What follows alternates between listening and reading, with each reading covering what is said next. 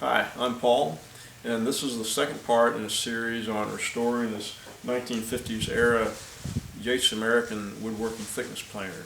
In the first episode, you got to see the completed machine running. I ran a few boards through it and gave you a brief tour of it.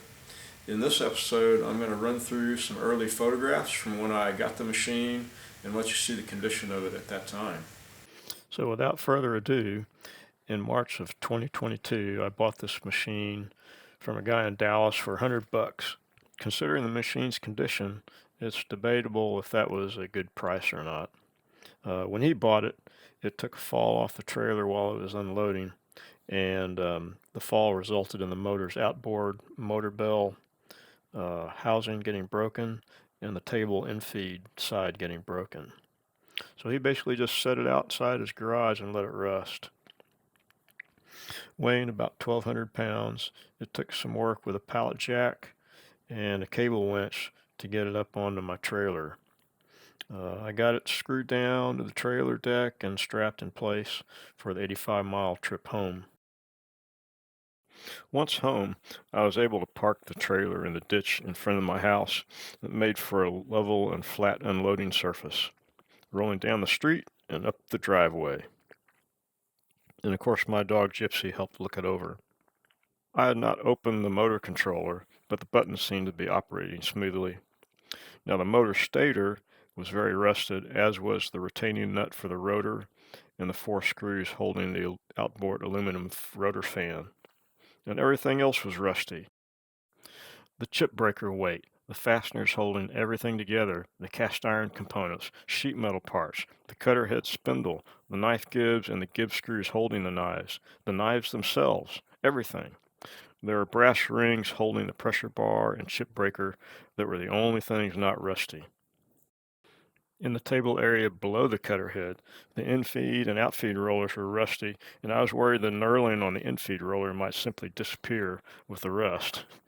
The roller guide bars and all the adjustment bolts were rusted.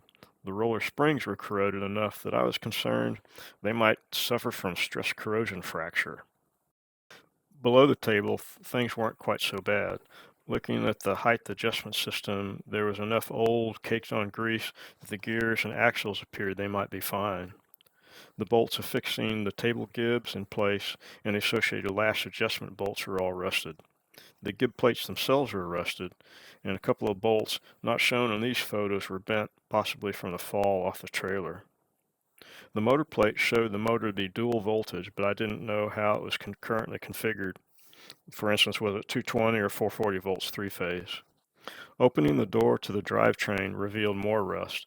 Some parts had caked-on grease protecting them, others were more exposed and more rusted.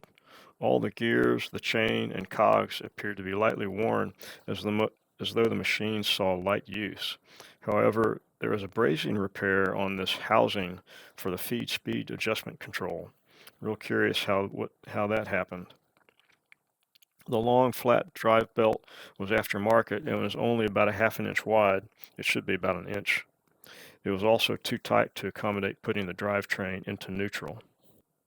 I had no idea of the reeve drive's condition itself, which is that pulley at the bottom of the rib belt. All its components, cones, shafts were all rusty, and they need to be able to slide easily for the thing to work. The rib drive belt there was old and dry, but probably usable. And then here's a view from below the machine, looking up at the large flat belt pulley attached to the reeve drive. And then there's the matter of the broken table. It's thought that could be brazed repaired and then remachined, but that's a bridge we'll have to cross later on. The last thing to do this day was get the J180 onto a couple of 4x4s and into dry storage. Thank you for watching. I hope you'll check back every now and then. In the next segment, I'll start the long process of disassembly and further assessing the condition of this old J180.